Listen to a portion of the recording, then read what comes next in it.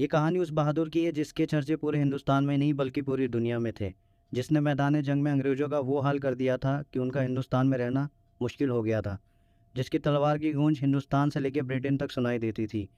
जी हाँ, ये कहानी शेर मैसूर टीपू सुल्तान की है। ये बात 18वीं सदी की है, जब हिंदुस्तान की रियासतें अंग्रेज़ों के आगे कमज़ोर हो रही थी। जहाँ ईरान से आए नादिर शाह के आगे मुग़ल सूरज डूब रहा था, वहीं दूसरी तरफ अंग्रेज़ धीरे धीरे कब्जा जमा रहे थे। उस दौर में हिंदुस्तान में 5 बड़ी रियासतें हुआ करती थीं: मराठा, हैदराबाद के निज़ाम, ईस्ट इंडिया कंपनी, कर्नाटका और Mysore. East India company Hindustan की सभी रियासतों को अपने साथ मिला रही थी, वहीं दूसरी ओर हैदर अली उन्हें हर तरफ से पटकनी दे रहे थे। अंग्रेज़ों के लिए सबसे बड़ा खतरा टीपू सुल्तान के वालिद हैदर अली ही थे, लेकिन अंग्रेज़ इस बात से अनजान थे कि उनसे भी बड़ा खतरा उनके लिए टीपू सुल्तान होंगे। टीपू सुल्तान हैदर अली के सबसे बड़े बेटे और उनका पूरा नाम फ़ातेह अली साहब टीपू था। हैदर अली ने ज़्यादा तालीमात हासिल ना की थी, इसीलिए उन्होंने अपने बेटे टीपू सुल्तान को तालीमात का पूरा ख्याल रखा था। इसके अलावा भी टीपू सुल्तान ने तलवारबाजी, घुड़सवारी, बंदूकबाजी में भी महारत हासिल कर रखी थी। तलवारबाजी में तो उनका ये आलम था कि वो मानो अकेले कईयों पे भारी थे। महज 15 साल की उम्र में उन्होंने अपने वालिद के फ़ौज के सिपह सालार की कमान संभाल ली थी। सन 1765 में अंग्रेज़ों ने मैसूर के मालाबार पर कब्जा जमा लिया था। उसके बाद हैदर अली ने अपने 18 साल बेटे टीपू को मालाबार आज़ाद कराने को कहा। फिर क्या था, टीपू सुल्तान ने अंग्रेज़ों के ऊपर मानो कि कहर बन के टूट पड़े और देखते ही देखते उन्होंने मालाबार को आज़ाद करा दिया।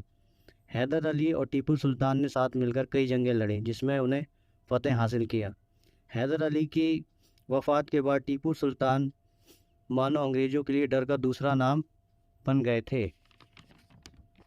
मैसूर के लिए उसके सबसे ताकतवर हथियार उसके रॉकेट थे, जो किसी भी फ़ौज को तबाह करने और बर्बाद करने के लिए काफ़ी थे। 18वीं सदी के आखिर तक अंग्रेज़ों ने ये बात समझ ली थी कि टीपू सुल्तान को अकेले हराना आसान नहीं होगा। इसीलिए उन्होंने निज़ाम और मराठाओं के साथ हाथ मिला लिया था। ये वह वक्त था जब टीपू सुल्तान अकेले पड़ चुके थे। जिसके बाद उन्होंने अपने दोस्त नेपोलियन बोनापार्ट को खत लिखा। खत मिलने के बाद नेपोलियन इजिप्ट पहुंच चुके थे, जिसके बाद नेपोलियन ने लिखा कि मैं एक बड़ी सी फ़ौज के साथ लाल समुंदर पार कर चुका हूं और बहुत जल्द मैं तुम्हारी मदद के लिए आऊँगा। लेकिन बदकिस्मती से ये ख़त अंग्रेज़ों के हाथ लग जाता है और टीपू सुल्तान को मिटाने की कोशिश में वह लग जाते हैं, क्योंकि वे जानते थे कि अगर टीपू सुल्तान को कहीं से भी मदद मिल गई तो वह उसको मिटाने की ताकत रखते हैं। 3 टुकड़ी मैसूर की तरफ रवाना होती है, जिसमें से एक की कमान खुद ऑर्थो वेल्स ने संभाल रखी थी। ये वही ऑर्थो वेल्स थे जिन्होंने आगे चल के नेपोलियन को शिकस्त दी थी।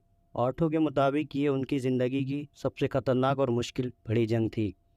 इस जंग में मैसूर रॉकेट ने बहुत अहम किरदार निभाया था, लेकिन उसके बावजूद अंग्रेज़ किले की दीवार तोड़ने में सफल साबित हुए। ऑर्थो वेल्स के मुताबिक जिस तरह टीपू सुल्तान ने उनकी सेना का सामना किया, यह बताने के लिए काफ़ी था कि उन्हें टाइगर ऑफ मैसूर क्यों कहा जाता है। उन्होंने आखिर वक्त में अंग्रेज़ों का सामना किया और साथ ही एक तारीखी बात कही कि शेर की एक दिन की ज़िंदगी गीदड़ की 100 साल की ज़िंदगी से बेहतर होती है, और शहीद हो गए।